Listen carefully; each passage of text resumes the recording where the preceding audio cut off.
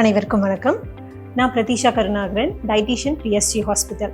நம்ம சாப்பிடக்கூடிய உணவுலேருந்து மட்டும் இல்லாமல் நம்ம சமைக்கக்கூடிய முறையிலேருந்து கூட கேன்சர் வரும்னு சொன்னால் நீங்கள் நம்புவீங்களா? கண்டிப்பாக ஆமாங்க.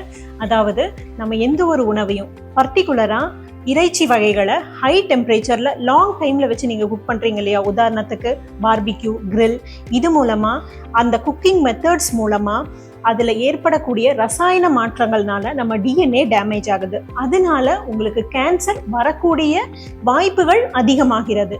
ஸோ வாரத்தில் எல்லா நாளும் நீங்கள் அதை எடுத்துக்கிறத தவிர்த்துட்டு மாசத்துல 1 இல்லைன்னா 2 தடவை எடுத்துக்கோங்க. ஸோ நீங்களும் ஹெல்த்தியாக இருக்கலாம், கண்டிப்பாக உங்கள் குடும்பத்தில் இருக்கிறவங்களும் ஹெல்த்தியாக இருப்பாங்க. இது மட்டும் இல்லாமல் மாதம் ஃபுல்லாக சாப்பிட்றதுக்கு பாயிலிங், ஸ்டீமிங் இல்லை ஃப்ரையிங் தான் வேணும் அப்படின்னு நீங்கள் நினச்சிங்கன்னா கரெக்டான டெம்பரேச்சரில் ரொம்ப கருக விடாமல் கரெக்டான இதில் நீங்கள் எடுத்து சாப்பிட்டீங்கன்னா உணவும் டேஸ்ட்டாக இருக்கும், உங்கள் ஹெல்த்தும் நல்லாயிருக்கும். இது மட்டும் இல்லாமல் உங்கள் வீட்டில் யாராவது கேன்சர் பேஷண்ட்ஸ் இருக்காங்களா? அவங்களுக்கு என்ன சாப்பிடணும், சாப்பிடக்கூடாதுன்னு உங்களுக்கு ஏதாவது டவுட்ஸ் இருக்கா? கண்டிப்பாக எங்ககிட்ட கூட்டிகிட்டு வாங்க. We are there to help you. Thank you.